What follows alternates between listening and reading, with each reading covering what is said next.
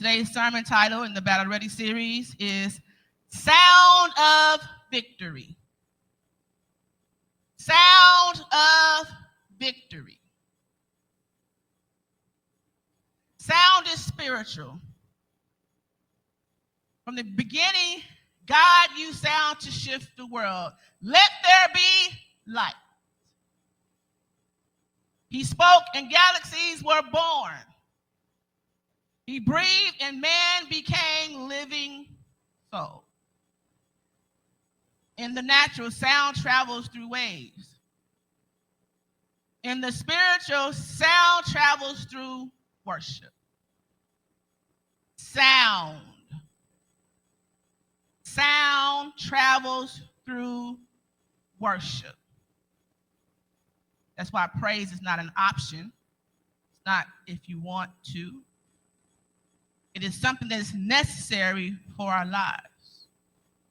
It's necessary for our connection. It's necessary for movement in our lives. Worship is very important. It's not just noise. It's not just noise. It is a weapon. The right sound at the right time can shake foundations, silence fear, and summon victory. Sound. Before Israel ever shouted at Jericho, God took them through seasons of preparation before they took possession. We want the finished result. We want the victory, but there's a process of getting the victory. We have to be prepared.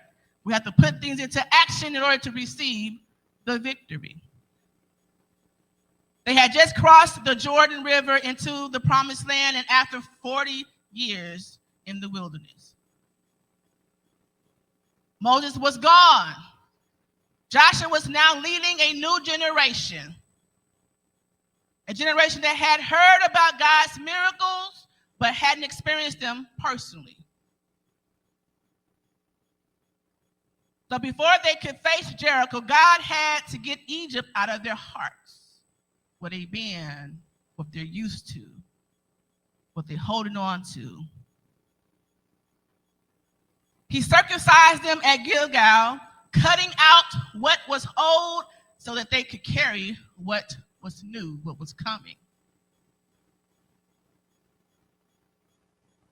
We can't conquer our new territory, our new ground with old wounds, old baggage, old thoughts, old bondage. God is trying to take us into a new space, a new place, a new land of victory, a new mindset, a new world. But we're stopping it by holding on to Egypt, holding on to what we knew was comfortable, what we think is right, what we feel is right. We like to say, God is doing a new thing. God is doing a new thing. Yes, he is. But will we see it? That's up to us. If we're going to see that new thing, if we're going to walk in it, if we're going to have it, hold on to it, grasp it, own it, take authority of it, and walk in it, that's up to us. Then God shifted their supply. The manna stopped, and the people started eating from the land of Canaan. What used to fall from heaven now grew from the ground. Things changed. It was God's way of saying, I'm changing how I feed you because I'm changing where I'm taking you. What used to serve doesn't no longer serve you. It's time for you to grow up. It's time for you to take stewardship, ownership.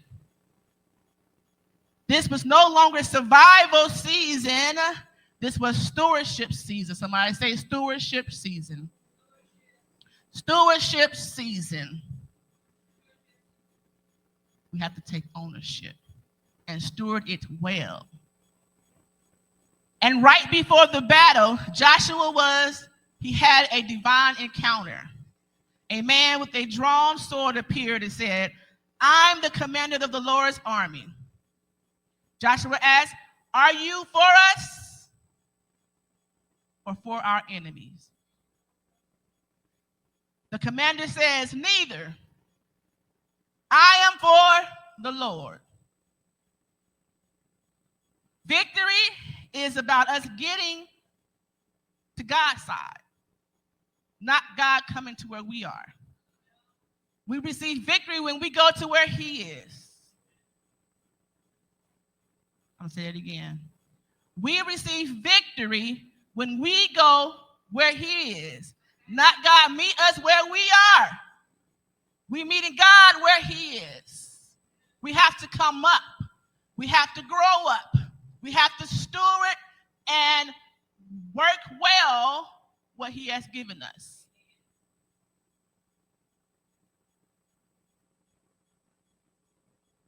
Victory is about us getting on God's side and surrendering to his authority. Now that Israel has been cut, they've been consecrated and commanded, God brings them face to face with Jericho. They've been through this process. Now they're at Jericho. Not to test their strength, their physical strength, but to train their sound. Who do you worship? Where is your power coming from? Who is the one that makes things move?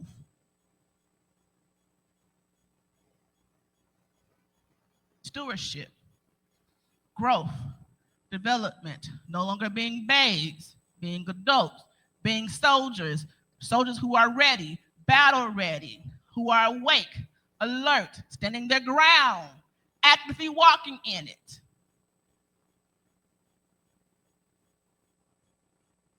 When Joshua led Israel to Jericho, they were given instructions.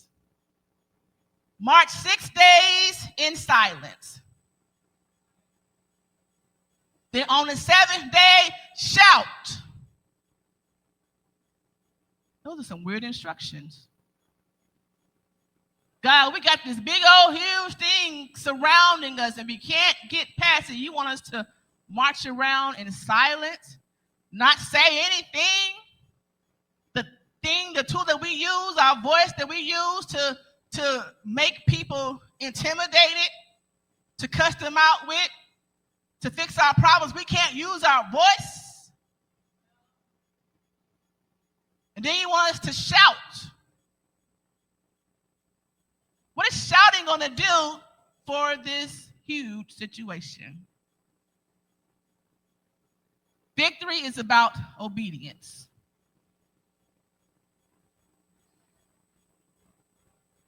Obedience to God.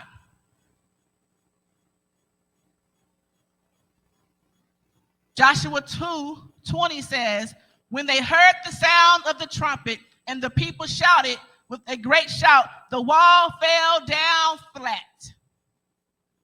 Flat. There was nothing left. The big, tall, strong, fortified wall fell down flat. Nothing left up. The whole wall fell down flat. The walls fell because of their sound of obedience.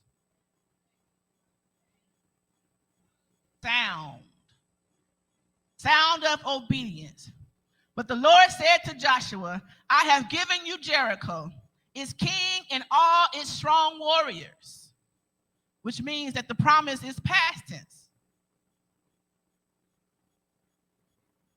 I have given you. I have already done it. It's already done. I have given you. But the proof of the victory requires our obedience. Your sound of obedience, your worship. He's already given it to us. For us to hold on to it, we have to be obedient. We have to worship, have faith. Put our faith into action for us to hold on to what God has already done. Y'all with me? Before they ever shouted, Joshua and Israel were standing in front of walls. Tall, thick, fortified walls. We talked last week about fortified, right? Fortified walls. Jericho was shut tight, not because Israel was weak, but because the enemy was scared. Not because they were weak, but because the enemy was scared, so he put this big old wall, thick, tall, fortified wall to discourage them.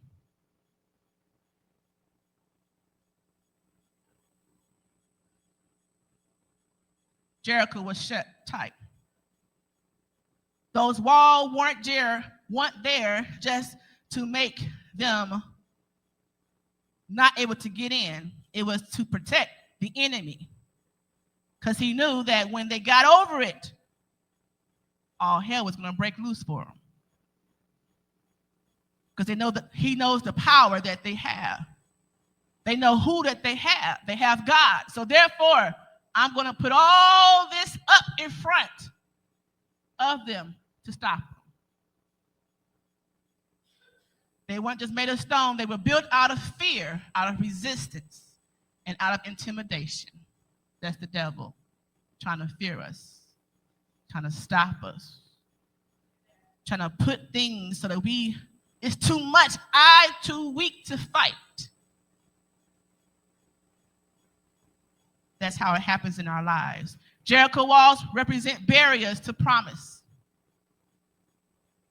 God had already given Israel the land, but the walls made it look impossible. This big, tall, thick wall all the way around. How are we, little old us, going to get over this?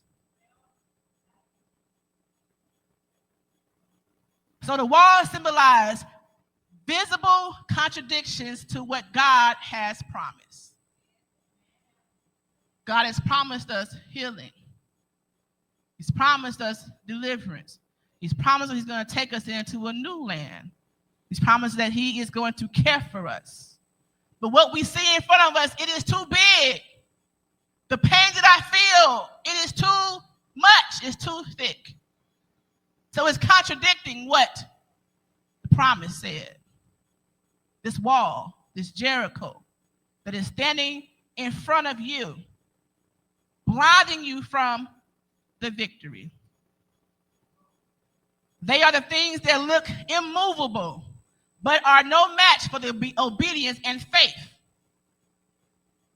It's no match for our obedience in God and our faith in God. It's the barrier between what God said and what we see. But if God said it, we know that it what? Shall come. So we have to think. We have to be knowledgeable of his word. We have no word, then we're going to think that we're stuck. The wall cannot stand forever. The wall represents strongholds of fear and intimidation. Jericho was tightly shut up because of the Israelites. Fear also intimidate God's people. The walls represent the strongholds in the mind and in the spirit that make you doubt your authority and question your progress. I feel better than what I did last week, but I'm still sick. And the pain has not shifted into my other leg. Is God going to heal me or what? What do we believe? What do we have faith? Who do we have faith in? Jericho's walls Jericho's walls weren't just around the city, they were around Israel's confidence. So it just wasn't there. The lack of finances just wasn't there. It also affected my confidence that I cannot keep money in my house. I must be special because this keeps happening. I'm going to stay in this same situation because it's year after year I'm having the same thing happening. This must be my plight. Confidence. The walls represent systems and cycles. Jericho was not just a wall, it was a fortified system. It was built up thick. Things that supported it being there.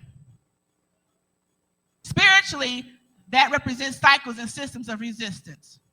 Generational patterns, cultural systems, and personal habits that keep you from walking into God's fulfillment.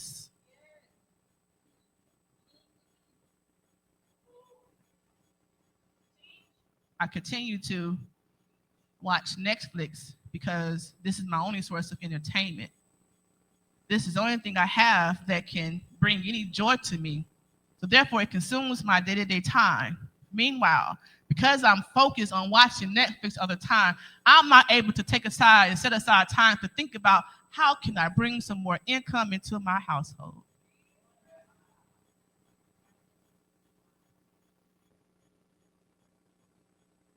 I'm not able to pray and get closer to God, who is my actual source, because I'm leaning into the source that brings me the joy of comfort, which is my TV.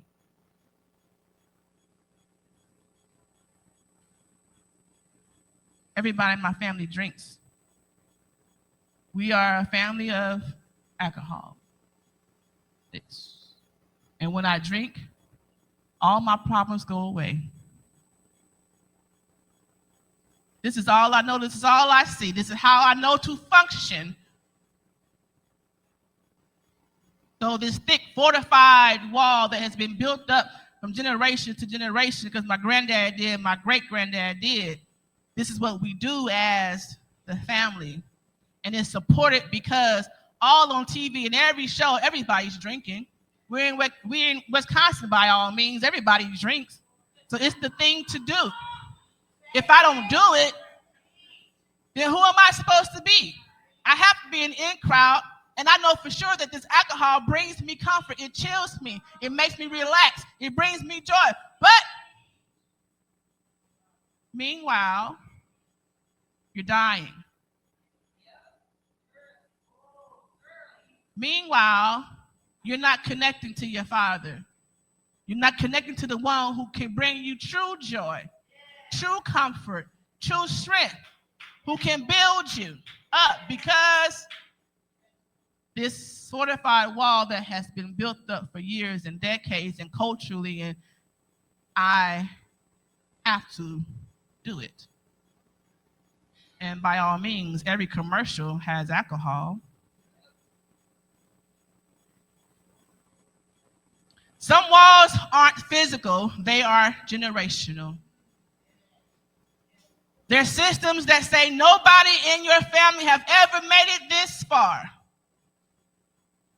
Nobody in your family has ever made it to college, has ever started a business, has ever been consistent in going to church. Nobody in my family has ever stopped the sarcasm that keeps coming up and rising up in my family. This is just what we do. This is how we relate to each other. But God brought you to Jericho to break the pattern.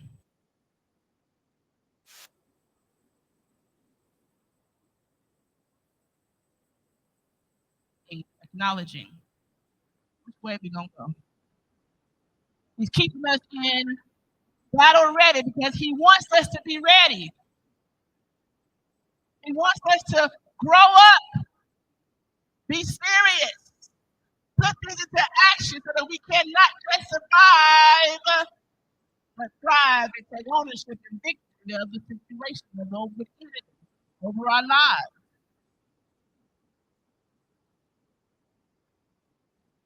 The wall represents the need for spiritual strategy. Joshua's army could have attacked, And God said, march and shout. It wasn't that they didn't have the tools necessary or the training. He said to march and then shout. The walls represent those situations where normal weapons don't work. There are situations that we deal with that normal weapons don't work. Well, the doctors don't work. Our conversations don't work. Our giving to someone or something, it doesn't work.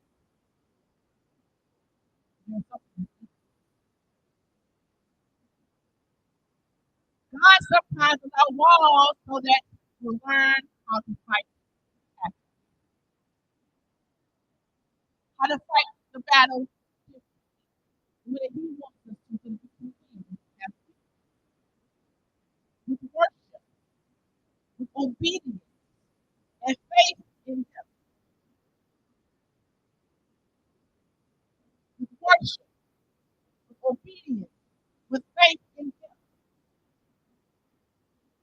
with worship, with obedience, with faith in Him. Praise after obedience multiplies. After we have been obedient, we praise the Lord because we are having faith that He is going to move. He is going to be true to His word. We're standing on His word. We're standing flat. We're saying, God, I have faith in you that you're going to move. You're going to make the situation better. So I'm going to keep praising you. That's the sound, the worship, because He is the one that can fix the situation. Our worship shows that we have faith in Him. That we're not going nowhere. Until He moves, we're going to praise Him. We're going to worship Him.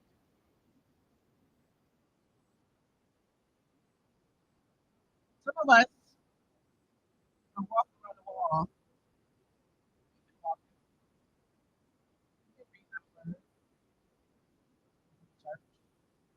You can walk.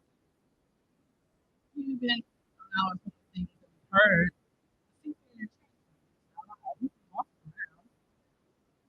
but we haven't connected to the part that makes the impact, which is worship. The active result of our relationship requires worship.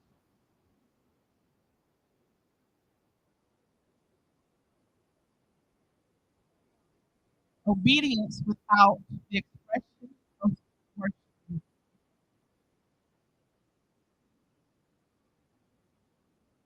We grow when we know that we can worship.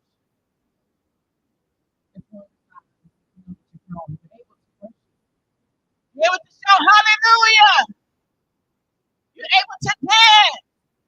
You're able to move your body. You're able to stand without direction. That's a sign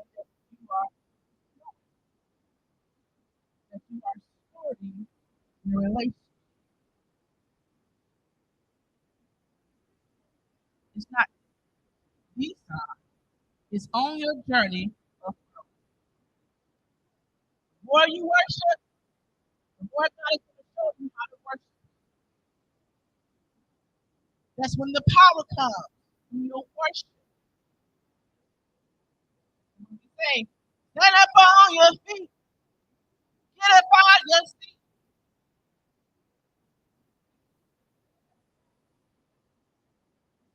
It's not just it's just the words of the song.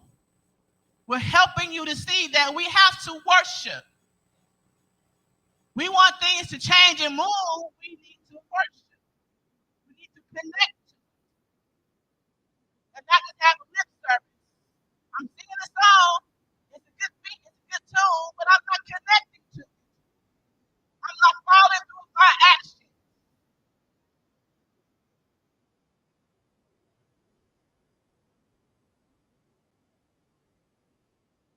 We have to connect.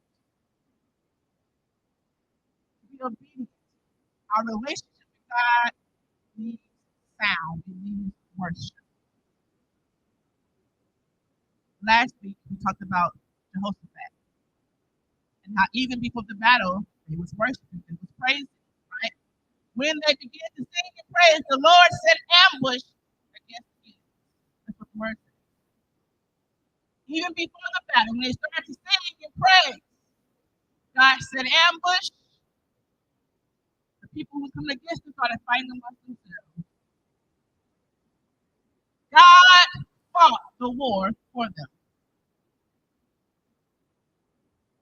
If you're tired of fighting, this is the answer. When you worship and praise God, He fights for you. You don't have to do it in your own way, tiring yourself out, getting a heart attack, raising your blood pressure, can't sleep, always thinking. God fights for you. God inhabits the praises of His people. That's where He enjoys. He lives in the praises of His people. So when praise and worship happen, God is moving. He's fighting for us. He is warring on our behalf. Therefore, we cannot afford to be silent. Something has to change. Something has to shift. Year after year, same old. We're getting the knowledge. We're not putting it into action. I know who God is. I know who Jesus is. I know what He can do. One, I know it, but I don't completely have 100% faith in it. It's not applicable to my life because I'm not holding on. I'm not walking in what He calls us to walk in. So therefore, my life as a Christian is same old, not moving forward, not actively reflecting the power and joy that God has. To allow this fortified wall that the enemy has around our lives stay there. We don't want to pass it. We don't want to break free and experience joy, experience it in life. There is something else different on the other side.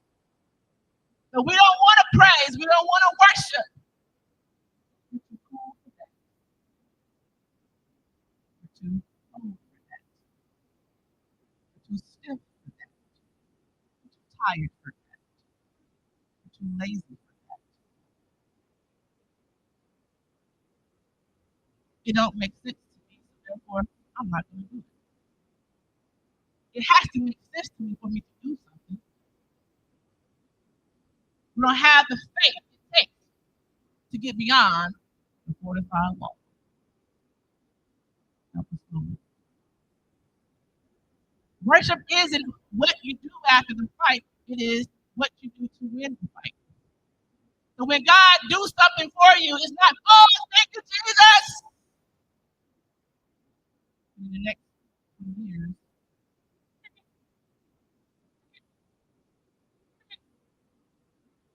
if that's all you want from God, then that's fine. You keep that one thing. Praise, worship is a consistent thing. Before even there's a problem, it's not just about problems, it's about good things too. It's a consistent thing. Worshiping, praising the God who you serve, showing your appreciation, building you up, strengthening you, drawing you closer to Him. Sound confuses the enemy.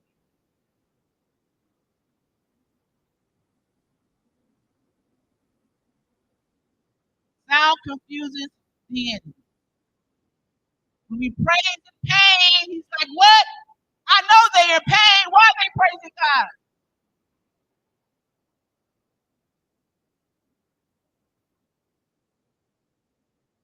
When we thank God in the trouble, it confuses the devil. But I know I can't pay my bills, so I thank you anyway. I know that you're a good God. I know you're going to work it out. So I praise you. I thank you even for the next 30 days until I get my eviction notice. I'm still going to praise you. At least I have 30 days.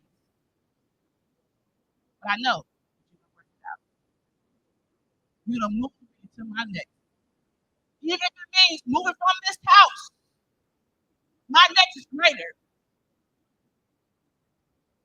When you shout in lack, it confuses the enemy. The enemy doesn't know what to do with our praise, with our worship. Worship shifts the battlefield. It shifts the atmosphere. Even with just a few, it will shift the atmosphere. Things will be healed. People will be healed. Mindsets will be changed. People will be set free and delivered. Back to be straightened up. Hands will be open. We come together, praising, worshiping. That's where He happens. He's there in our worship. We have to break past it to see the victory. Saying, I trust you, even when I can't see it or when I can't feel it. It's us praising God through the situation. It's us changing the atmosphere of our situation. I know that you're there, God. I don't see my situation changing, but I know that you're there. I know that you're with me. I trust you. I have faith in you. I stand on you every time. I bet on you. There's a sound of worship. There's a sound of praise. It comes from our obedience. There's another kind of sound as we come together. The sound of partnership. Why does He tell us to assemble ourselves together? Why does He tell us that we need each other? Why do we have brothers and sisters? What's the point of all of that? It's coming together on one accord to shift things, to change things, to grow together. Sometimes the victory doesn't come just from ourselves individually, but it comes from a collective self. So we come to church together on the Wednesday, together as a family. Change to come to happen, for God's presence to come in.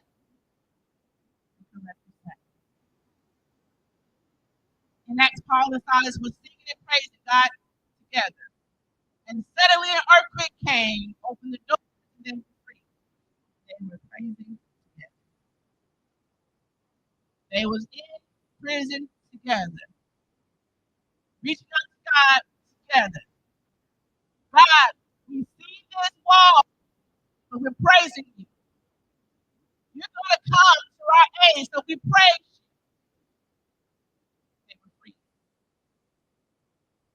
In Mark 4, friends carried the paralyzed man to Jesus.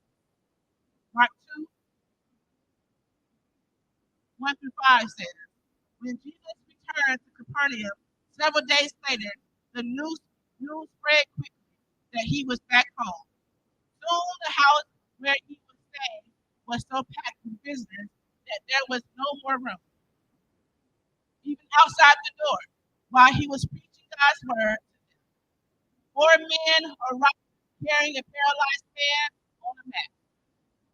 They couldn't bring him to Jesus because of the crowd, so they dug a hole through the roof above his head. Then they lowered the man on his mat, right down in front of Jesus.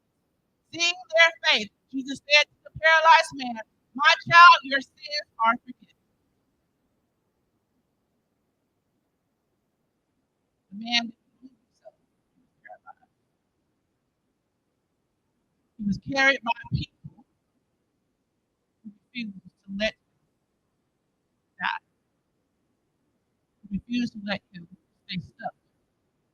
He refused to let him stay in his situation. He was carried by four of his friends that refused to keep him in this space. Jesus didn't say when he saw the man's faith, but it's about their faith. When he saw their faith, he said, "Your sins are forgiven." That means faith, our faith, collective faith, can be a tool to help somebody get free.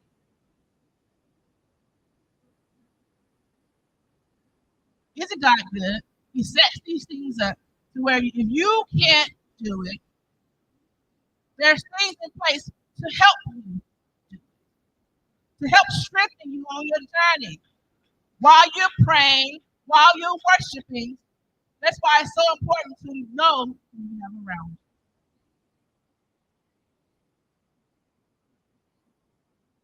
And your friends carry you to Jesus.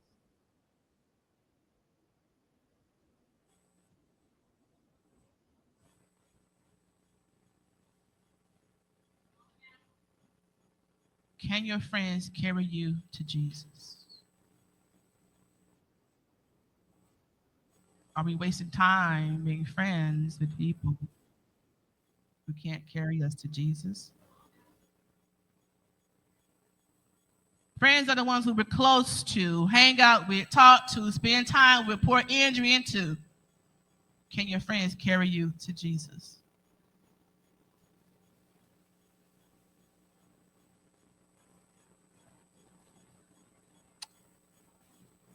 It's important that our sisters and brothers who we are around, who we go to church with, who we reach out to, that they have a serious relationship with the Lord. It's important. It's important that we all grow because we're going to need them. They're going to need you. We're all in this together. You want people that can pray for you, that can believe God for you, that can tell you the God's honest truth, not sugarcoat, not keep you bounded by your own way of thinking, that can show you, hey, you're thinking about this wrong. You're looking at it in the wrong way. You can do more than what you're doing. Who can carry and tarry with you long enough for a breakthrough. Not, girl, I prayed with you once. That's enough. How long is this prayer going to be? I got people to go see and go get some food to eat. How much longer are we going to be at altar call because I got things to do? Not knowing that your thing to do is right there in altar call.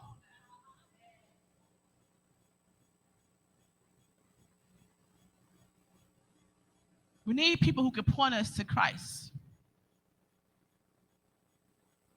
It's very important for us to shout, to praise, to worship God, individually, but also for other people. Don't be hating on somebody else. Help them. When they get better, you get better. We have to worship and praise God. This is a tool that He's given us. Our sound is important. Our tool, our body that He made us to worship Him with is important, and we have to use it for how He made it.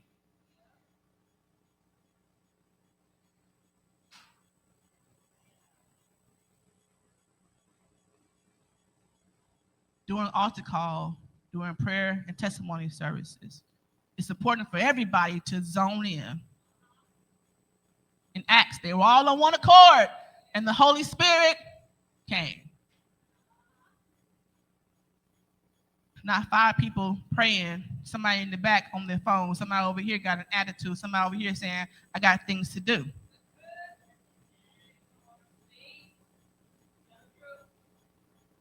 We have to grow. We have to grow up. Become stewards of our relationship with God. So that the information he's given us, it don't just stay information, we use it. When we come together and we're praying, we're praising God, worshiping God, connecting to him, he will come in and move. It wasn't just because they followed his instructions, they worshiped him. There are power in numbers. We have a job of intercessory, praying on our sisters and brothers' behalf. Not just here, but in our families too, in this world. The man didn't just have friends, he had carriers. Real carriers don't drop you when it's inconvenient. Oh, I've been carrying you all this time. My arms are getting a little weak, but I'm going to hold on to it to keep you up. Oh, whew, I need a break. You know you're so heavy. We need carriers. We need carriers here. We need carriers in our family.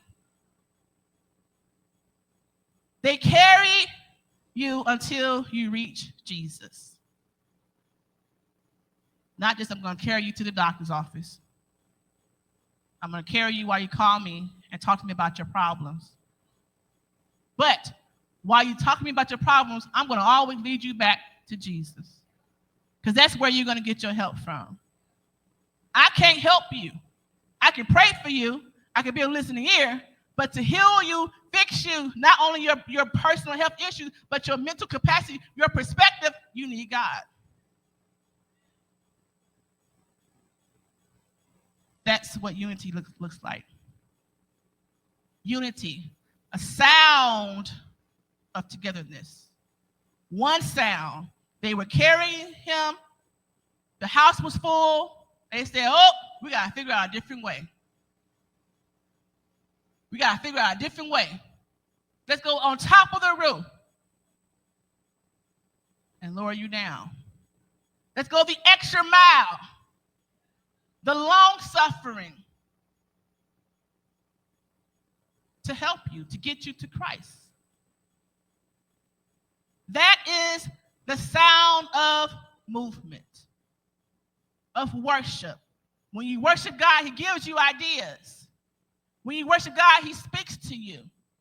He instructs you, and he tells you, hey, the house is full, but there's another way. Go on top of the roof. Let them down inside. Praising God, worshiping God. When you worship him, he'll speak to you. Hey, I know you've been having cancer all this time, but hey, have you thought about this?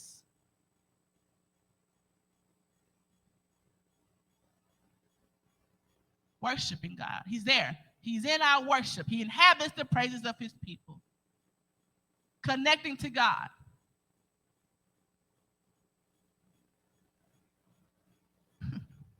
When the church prays together, sings together, and stands together, the sound of victory fills the house. The sound of unity changes the atmosphere.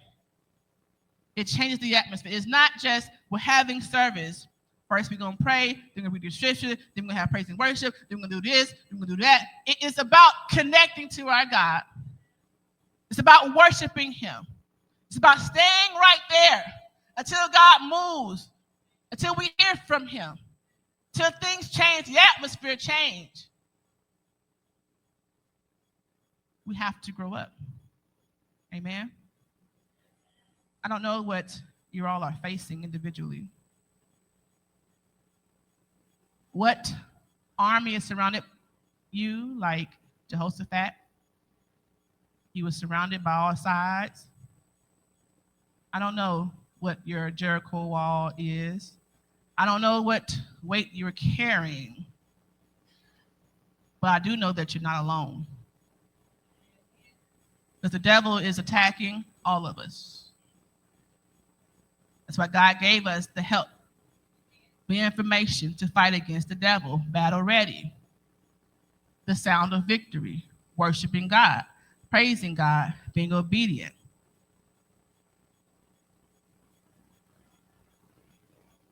We're all facing something, but it doesn't mean that we're going to be stuck there. That's what the faith is. It don't mean that you're going to be defeated if you connect with your God, the God who can win, who has already done. It's proof that we are close. These walls that we are experiencing, these heaviness, these fortified things, the people on every side come against us. It's proof that there is victory on the other side, that we're close to where we need to be. You're close to your promise. You're close to the victory. You're close to the other side of through. But our part is to praise him. Our part is to worship him. Our part is to stand fast in our faith in him so that we can receive what he's already done. God told Joshua, I have given you. I've already done it. I've already healed you. I've already made you whole. I've already saved you. I've already turned these things around. I've already delivered you. He is showing us that we have to have faith in him, in his word. We have to stand on his word. We have to be obedient. We have to worship him. Let us take a deep breath.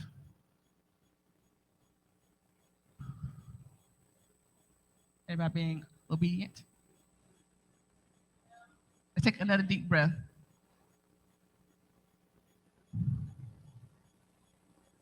Another one.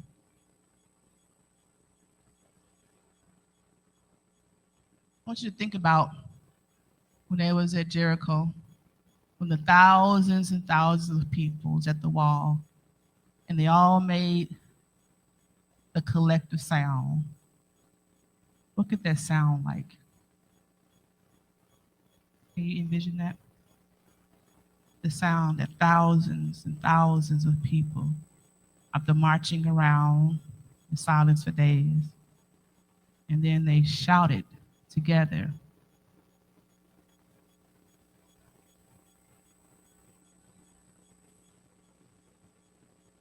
They were being obedient, walking, not knowing the outcome, just being obedient to what God said do. Just going to shout and see what God do. On the count of 3, I want us to lift our sound of victory. Not of fear, not of frustration, but of faith. Whatever your wall is, whatever the weight is, whatever who is coming around attacking you from all sides, on the count of 3, I want us to let out a sound of victory.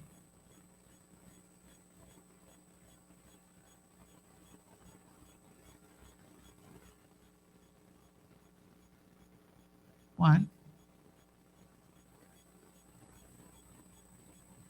2, 3.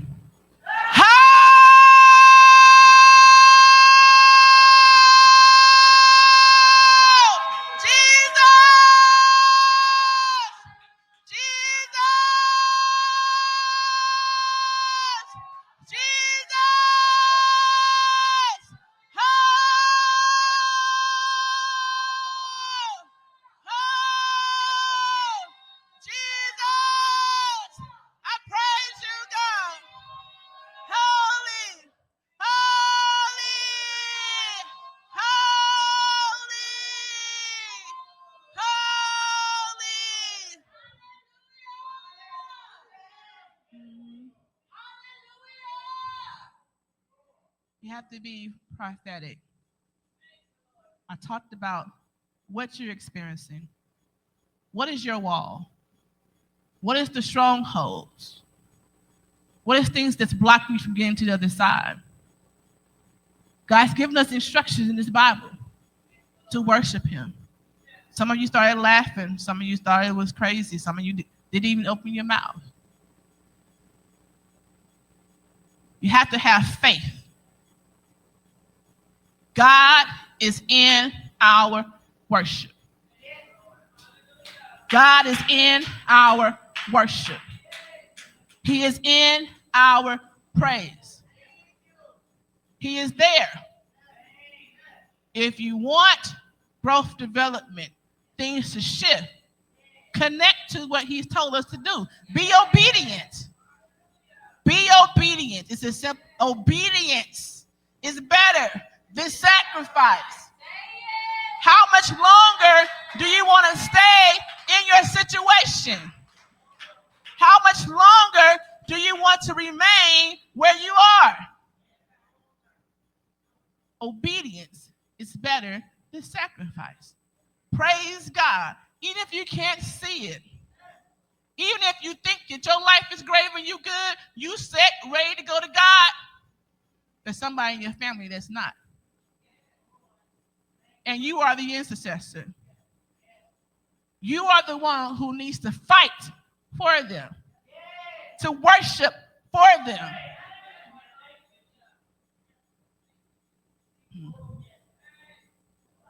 God said to stay in battle ready because we ain't ready. We have to connect to what we're learning. It's not just coming to church, listen to a good word. All right, that was gravy and laughing. It's putting it into action. We are powerful, and we're only powerful with God. And he's telling us how to get more of him. He's instructing us on how to get more of him. But how much longer? How much longer? Your voice is a weapon. Say, my voice is a weapon. My voice is a weapon. It could be a good weapon or a bad weapon. I know we're used to the bad weapon part. God made us, our voice, to be a good weapon, and we have to use it as such. The devil likes to make us think that our voice don't matter. That's why we stay quiet. That's why we don't talk, we don't raise our hands, we don't shout, we don't stand, we don't say hallelujah, we don't do nothing because the enemy has this fortified wall around us. And in fact, it makes us comfortable that we have this wall around us.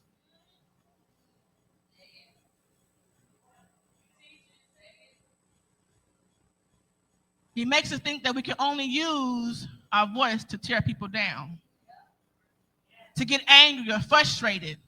Leave me alone. Stop talking to me. You this, you that.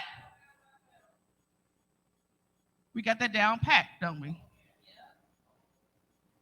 Meanwhile, God is looking at us. That's not how I made your voice. That's not what I made it for. But we lend it to him every day, every second. God designed our voices to speak life, to build, and to worship him with it. Your sound matters. When you speak, heaven hears us. When you praise, hell panic. You say, what's happening? When you intercede, heaven intervenes. Our voice matters. The devil is a liar. The devil is a liar. We have to grow up and disconnect from the devil. God wants our sound. He wants our worship. He wants us to praise him. He wants you to get closer to him so that your obedience and your relationship can cause you to praise. That your seat that you are as his child, that you can know your authority, know what he has for you to do, and that you connect to him so that you can do that.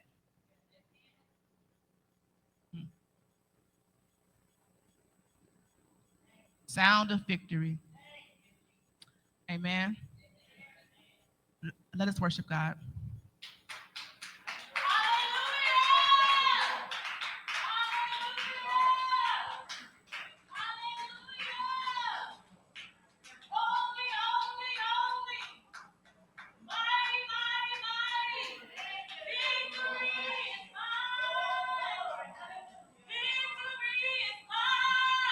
Yes, God.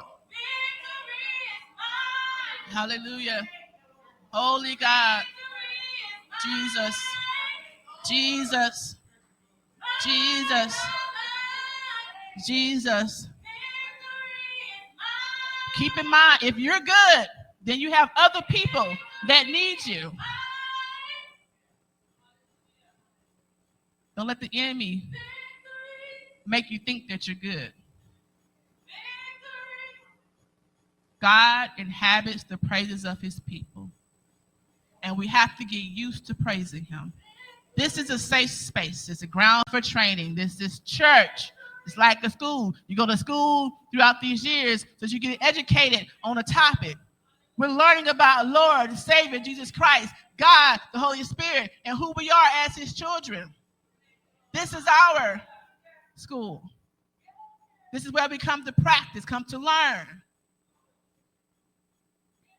God wants more of us. He wants us to connect to him and not just know it. Not just know it.